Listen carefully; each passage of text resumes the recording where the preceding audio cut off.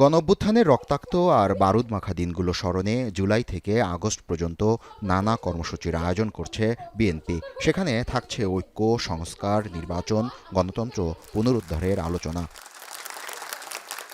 তেজগাঁওয়ে এফডিসিতে debate for ডেমোক্রেসির আয়োজনে ফ্যাসিবাদ বিরোধী ঐক্য ও জুলাই চেতনা নিয়ে ছায়া সংসদে নজরুল ইসলাম খান বলেন, জনগণের অধিকার প্রতিষ্ঠায় নির্বাচন দিতে হবে শিগগিরই।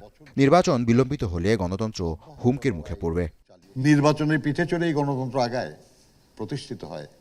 কাজে নির্বাচনের ব্যাপারে কারো কোনো বাধা আছে বলে আমি মনে করি না। আমি মনে করি যে নির্বাচনের জন্য যেটা দরকার সেটা হলো নির্বাচনী পরিবেশ, নির্বাচনের প্রস্তুতি এবং জনগণের আকাঙ্ক্ষা। এ সবই নির্বাচনের পক্ষে আছে। অতএব আমি মনে করি যে নির্বাচন হবে ইনশাআল্লাহ শীঘ্রই।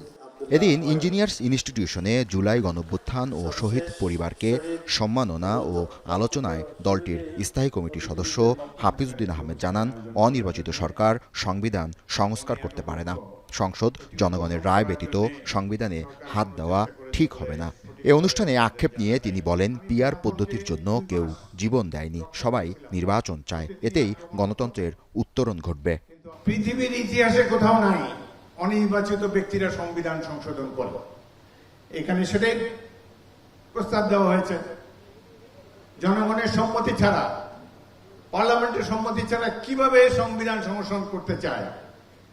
যে সংবিধান আমরা রক্ত দিয়ে 72 সালে প্রতিষ্ঠা করেছি সেটিকে তারা ছুঁড়ে ফেলে দিতে চায়। একটি রাজনৈতিক দল যারা বিরোধিতা করেছে মুক্তিযুদ্ধে, তারা এখন বলতে চায় যে 71 সালে জাতি ভুল করেছে, এটি ছিল একটি পথভ্রষ্ট জাতি। এসব কথা বলার সুযোগ কোথায় তারা পেল?